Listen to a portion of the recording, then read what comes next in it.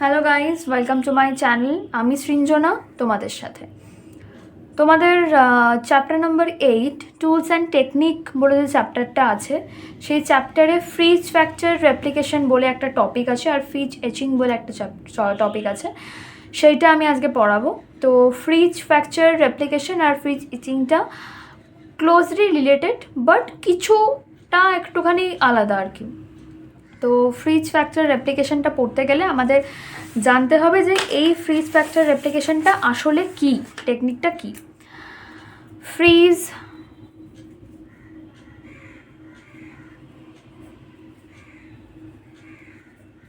Fracture রেপ্লিকেশনটা হচ্ছে, আমরা আগে পড়েছি চ্যাপ্টার নাম্বার 1 প্লাজমা মেমব্রেন। সেখানে আমরা পড়েছি যে প্লাজমা মেমব্রেন একটা লিপিড বাইলেয়ার মডেল, যেখানে লিপিডটা মাঝখানে থাকে আর দুটো প্রোটিনের স্তর তার উপরে কেন্দ্র করে থাকে। আচ্ছা, লিপিড, এটা হচ্ছে লিপিড, যেমন sandwich model, Daniel and dapsone বলেছিলেন স্যান্ডউইচ মডেল। এইটা হচ্ছে লিপিডের স্তরটা। আমি একটা নর্মাল ছবি এঁকে দিচ্ছি, এরকম আমি বোঝানোর সূত্রে এইটা আঁকছি।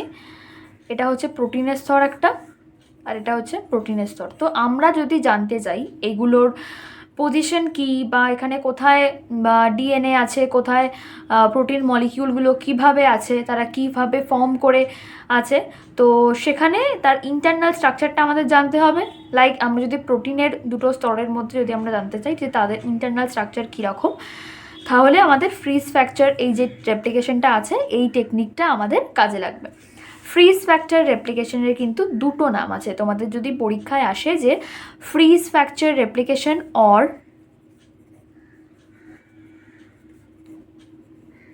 Fridge fracture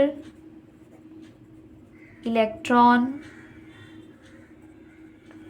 microscopy or freeze fracture replica electron microscopy. Replica কেন হচ্ছে? কারণ এই ফ্রিজ ফ্র্যাকচার রেপ্লিকেশনের মাধ্যমে একটা সলিড রেপ্লিকা তৈরি করে, এই জন্য এর নাম fridge fracture replication electron microscopy. আচ্ছা, ফ্রিজ মানে তোমরা বুঝতে পারছো, কোনো একটা জিনিসকে ফ্রিজ করা মানে তাকে শক্ত করে জমাট বাঁধা, কিসের সাহায্যে? না কোনো ঠান্ডা জিনিসের সাহায্যে, ঠিক আছে।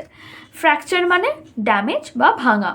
ইলেকট্রন মাইক্রোস্কোপি মানে হচ্ছে ইলেকট্রন মাইক্রোস্কোপি যেগুলো আছে, যেমন সেম মানে scanning electron microscopy, transmission electron microscopy, এই সমস্ত ইলেকট্রন মাইক্রোস্কোপির সাহায্যে এগুলোর স্ট্রাকচারগুলো দেখা হয়। এই জন্য এর নাম হচ্ছে freeze fracture electron microscopy or fridge fracture replication or fridge fracture replica electron microscopy.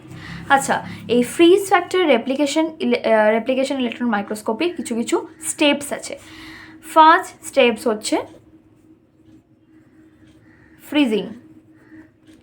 এই ফ্রিজিং স্টেপটাতে কি হয়? এই ফ্রিজিং স্টেপটাতে কোনো, তুমি ভাবো প্লাজমা মেমব্রেনের বা কোনো reticulum membrane, endoplasmic reticulum membrane বা গলগি কমপ্লেক্সের কোনো মেমব্রেনে তুমি কোনো সেলস বা টিস্যু নিলে, ঠিক আছে, কোনো সেলস বা টিস্যু নিলে, সেই টিস্যুটাকে যেরকম তুমি যে অবস্থায় নিয়েছো সেই অবস্থাকে ওটাকে বরফ দিয়ে বা কোনো কিছু দিয়ে প্রিজার্ভ করে রাখা হয় for freezing without harming them.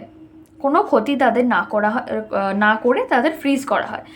Harm করলে কি হবে? সেই সেলের যারা আছে তারা মরে যাবে বা টিস্যুটা নষ্ট হয়ে যাবে, এই জন্য তাদের কোনো রকম ক্ষয়ক্ষতি না করে সেগুলোকে ফ্রিজ করা হয়। দেন ওটাকে ফ্র্যাকচার করা হয়। ফ্র্যাকচার কিসের সাহায্যে করা হয়? ফ্রিজ ফ্র্যাকচার রেপ্লিকেশনে ফ্র্যাকচার করা হয় ফ্রিজ ফ্র্যাকচার অ্যাপারেচার দিয়ে, ঠিক আছে। সেগুলোকে ফ্র্যাকচার করার পর তার যে ইন্টারনাল স্ট্রাকচার সেটা এক্সপোজ হয়ে যায়, ঠিক আছে। এবার সেই ইন্টারনাল স্ট্রাকচারটাকে খালি চোখে দেখা যাবে না, সো সেই ইন্টারনাল স্ট্রাকচারটা এবারে কি করা হয়? রেপ্লিকেশন। এর নেক্সট স্টেপ হচ্ছে রেপ্লিকেশন। একটা থিন লেয়ার অফ মেটালের সাহায্যে, সেই মেটালটা পটাশিয়াম হতে পারে বা কার্বন হতে পারে, কোনো একটা মেটালের সাহায্যে সেটাকে কোট করা হয়। সেই যে ফ্র্যাকচার যেটা আমরা পেয়েছি, এই যে ফ্র্যাকচার করা হলো, ফ্র্যাকচার যে স্যাম্পলটা আমরা পেলাম, সেই স্যাম্পলটাকে সেই মেটালটা দিয়ে কোট করা হয়, ঠিক আছে। এরপরে হচ্ছে ফোর্থ স্টেপ, রেপ্লিকা ক্যাস্টিং। ওকে, তোমরা এটা রেপ্লিকা ক্যাস্টিংয়ের বদলে ফর্ম অফ নিউ রেপ্লিকাও বলতে পারো, ঠিক আছে। যারা বাংলা মিডিয়ামের স্টুডেন্ট তাদের কাছে এই ওয়ার্ডসগুলো একটু শক্ত, তাই কিছু সহজ করে দেওয়ার জন্য আমি বললাম তোমরা এটাও লিখতে পারো, এটাও লিখতে পারো, সো নো প্রবলেম। ওকে, এবারে রেপ্লিকা ক্যাস্টিংটা হচ্ছে এমন একটা প্রসেস, যে প্রসেসটায় যে এই যে কোট করা হলো মেটালটা দিয়ে ফ্র্যাকচার যে স্যাম্পলটা আছে সেটা দিয়ে মেটালটা দিয়ে কোট করা হলো, এইখানে একটা এই রেপ্লিকা ক্যাস্টিংয়ে একটা প্লাস্টিকের লেয়ার নেওয়া হয়। সেই প্লাস্টিকের লেয়ারটার নাম হচ্ছে এপক্সি রেজিন। ওকে, এপক্সি রেজিন নামক একটা প্লাস্টিকের লেয়ার নেওয়া হয়, সেই লেয়ারটা এখানে অ্যাপ্লাই করা হয়, ঠিক আছে। মেটাল কোটেড যে সারফেসটা আছে বা সেলটাকে যে আমরা নিয়েছি, ফ্র্যাকচার মেটাল কোটেড সেলটাকে যে আমরা নিয়েছি, সেখানে এই এপক্সি রেজিনটা দিয়ে অ্যাপ্লাই করা হলো। তারপরে and the last step is অবজারভেশনে কী করা হয়, অবজারভেশনে এই যে বিভিন্ন ইলেকট্রন মাইক্রোস্কোপের আন্ডারে এর ইন্টারনাল স্ট্রাকচারটা দেখা যায়, প্রপারলি ইন্টারনাল স্ট্রাকচারটা শো করে, যেটা আমরা খালি চোখে দেখতে পাবো না। So freeze fracture studies or freeze fracture replication is important to know the internal structure of any biological membrane such as cells or tissue or other molecules also. So আমি একবার এই লেখাটা পুরোটা দেখিয়ে দিই, বুঝিয়ে দিই। সো আমি আগেই বলেছি যে fridge fracture replication also known as fracture replica electron microscopy is a technique used to study the internal structure or biological membrane at high resolution. ওকে, যেটা আমি বললাম যে ফ্রিজ ফ্র্যাকচার রেপ্লিকেশন যদি আমাদের আসে তাহলে দুটো নামে কিন্তু আসতে পারে, লাইক একটা হচ্ছে freeze fracture electron microscopy and second one is freeze fracture replica electron microscopy. Okay, এখানে কি করা হয়, to know the internal structure of biological membrane at high resolution. Okay, এবার ফ্রিজিং করা হচ্ছে the sample typically biological specimen such as cells or tissue, যেটা আমি বললাম, আর quickly frozen to preserve their structure without damaging them. Damage করলে কী হয়ে যাবে, সেলটা মরে যাবে, তো আমরা ইন্টারনাল যে স্ট্রাকচারটা আছে সেটা প্রপারলি বুঝতে পারবো না, বা কোনো যদি আমরা মলিকিউলের পজিশন যদি আমরা দেখতে যাই সেই পজিশনটা আমরা প্রপারলি দেখতে পাবো না। দেন ফ্র্যাকচার করা হচ্ছে, যে ফ্রোজেন যে স্ট্রাকচারটা এখানে তৈরি হলো সেটা এখানে ফ্র্যাকচার করা হচ্ছে। ওকে, কী দিয়ে ফ্র্যাকচার করা হচ্ছে, special device call freeze fracture apparatus. Okay, the result in the exposure of internal structure including membrane and their associated protein সহ তাদের ইন্টারনাল স্ট্রাকচারটা এখানে শো করে, কিন্তু এখনও পর্যন্ত আমরা ইন্টারনাল স্ট্রাকচারটাকে ভালো করে অবজার্ভ করতে পারবো না যতক্ষণ না আমরা এটা মাইক্রোস্কোপের আন্ডারে দেখছি। আমরা কোনো জিনিস হাতে নিয়ে যতটা না ভালো দেখি মাইক্রোস্কোপের আন্ডারে তার থেকে বেটার দেখি, আর সেটা লাইট মাইক্রোস্কোপ হলে যদি ইলেকট্রন মাইক্রোস্কোপে যায় সেটা আমরা আরও পরিষ্কার দেখতে পাই। ওকে, দেন replication, the exposed surface of the fracture samples are then coated with thin layer of metal such as platinum or carbon. Platinum বা কার্বন যে কোনো একটা জিনিস নিয়ে, মেটাল নিয়ে, সেটাকে এই যে ফ্র্যাকচার যে জিনিসটা ছিল এখানে ফ্রোজ করা হয়, ঠিক আছে, সেটাকে কোট করা হয়, ফ্রোজ না, কোট করা হয়। ওকে, রেপ্লিকা ক্যাস্টিং, এটা বললাম, তোমরা নিউ সিনথেসিস অফ সলিড রেপ্লিকাও দিতে পারো, বা ফর্মিং অফ নিউ সলিড রেপ্লিকাও দিতে পারো, বা সিনথেসিস অফ নিউ সলিড রেপ্লিকাও দিতে পারো, অ্যাজ ইউর উইশ। তো কী করা হচ্ছে, এখানে একটা প্লাস্টিকের লেয়ার নেওয়া হচ্ছে, লেয়ারটার নাম হচ্ছে এপক্সি রেজিন, লেয়ারটার নাম কিন্তু মেনশন করতে হবে। Epoxy resin is apply to metal coated surface, কী করা হচ্ছে, যে মেটাল কোটেড যে সারফেসটা আছে ওখানে অ্যাপ্লাই করা হচ্ছে, দেন অবজার্ভ করা হচ্ছে ইলেকট্রন মাইক্রোস্কোপের আন্ডারে, কী দেখা হচ্ছে, যে ইন্টারনাল স্ট্রাকচারগুলি দেখা হচ্ছে, কী কী আছে ইন্টারনাল স্ট্রাকচারের মধ্যে, প্রোটিনের পজিশন কীরকম বা কোনো মলিকিউলের পজিশন কীরকম, এটা দেখা হচ্ছে। ব্যাস, এটাই ছিল ফ্রিজ ফ্র্যাকচার রেপ্লিকেশন। আচ্ছা, এবারে আসি ফ্রিজ ইচিং। ফ্রিজ ইচিংয়ের যে ব্যাপারটা আছে, ফ্রিজ ইচিংও related to freeze fracture studies.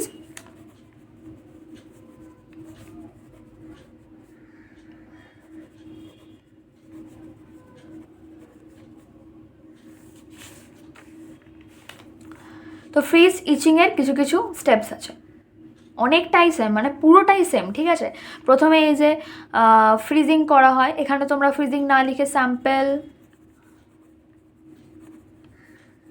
Preparation লিখতে পারো। ওকে, স্যাম্পল প্রিপারেশনের আন্ডারে এটা লিখে দিলে সেম, একটা কোনো মেমব্রেনের জিনিসটাকে নিয়ে মেমব্রেনটাকে নিয়ে তার পজিশন দেখা হয়, কিন্তু এখানে শুধুমাত্র এই ফ্রিজ ফ্র্যাকচার স্টাডিজে শুধুমাত্র তোমার ইন্টারনাল স্ট্রাকচার দেখা হচ্ছিল, কিন্তু এখানে দেখা হয় মরফোলজি, কোনো মেমব্রেনের মরফোলজি দেখা হয়, আর অর্গানাইজেশনও দেখা হয়, কীভাবে সেটা পুরোটা নিয়ে গঠন করে আছে, মরফোলজি অ্যান্ড অর্গানাইজেশন দেখা হয়। ওকে, ফার্স্টলি স্যাম্পল প্রিপারেশন, তারপরে জিনিসটাকে স্যাম্পল প্রিপারেশন মানে কোনো একটা স্যাম্পল নিয়ে সেটাকে প্রিজার্ভ করা হলো উইদাউট হার্মিং দেম, যেটা এখানে লেখা আছে সেটাই লিখে দেবে। ফ্র্যাকচার, যেমনভাবে ফ্র্যাকচার করা হতো এইটা, এই যে ফ্রিজ ইচিংয়ের যে ব্যাপারটা আছে এখানে ম্যানুয়ালিও ফ্র্যাকচার করা হয়, আবার তোমার ইউজিং আ স্পেশালাইজ ডিভাইস দিয়েও ফ্র্যাকচার করা হয়। ওকে, ইউজিং আ স্পেশালাইজ ডিভাইস দিয়েও ফ্র্যাকচার করা হয়। ওকে, তারপরে হচ্ছে ফ্র্যাকচার করা হয়ে গেল। ফ্র্যাকচার করার পর এখানে এই নতুন প্রসেসটার নাম হচ্ছে, এখানে শুধুমাত্র এই ফ্রিজ ফ্র্যাকচার রেপ্লিকেশনের আর ফ্রিজ ইচিংয়ের একটাই তফাৎ, এখানে একটা নতুন প্রসেস আসবে, সেটা হচ্ছে সাবলিমেশন। ওকে, এটা হচ্ছে 1, এটা হচ্ছে 2, এটা হচ্ছে 3। সাবলিমেশনটা আমি একটুখানি বলে দিই। এখানে যে ফ্র্যাকচার করা হলো যে স্যাম্পলটাকে, the fracture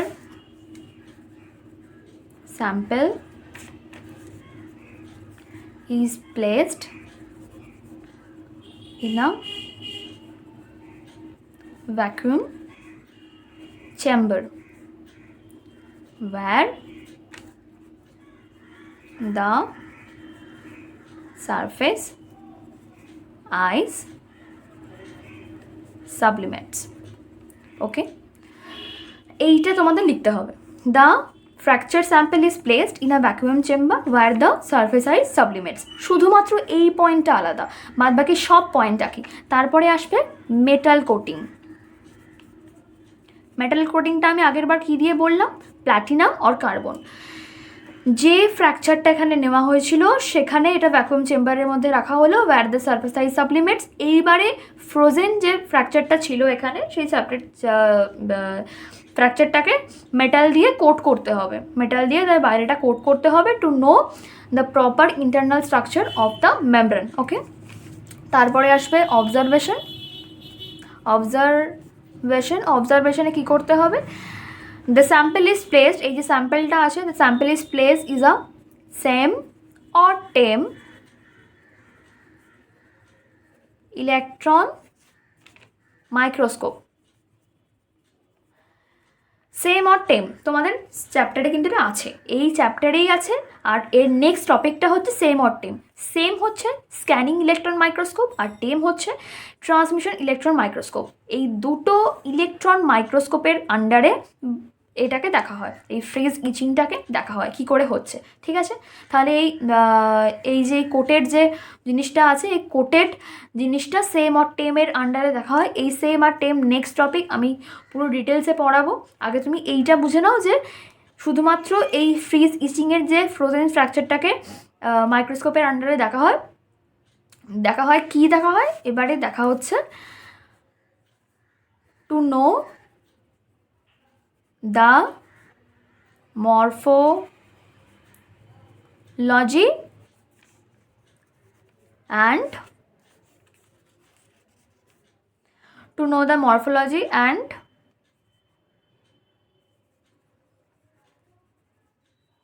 recognize the membrane.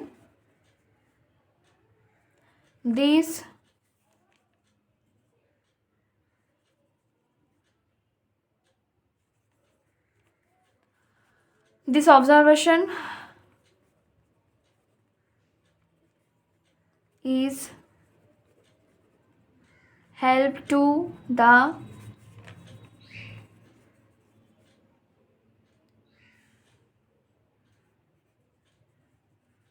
researchers.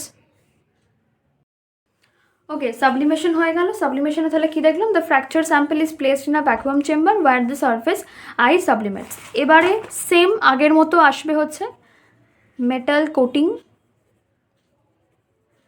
যে ফ্র্যাকচার স্যাম্পলটা আমরা পেয়েছিলাম সেটাকে এবারে প্ল্যাটিনাম বা কার্বন দিয়ে মেটাল করতে হবে, কোট করতে হবে, যেটা আমি এখানে লিখেছি।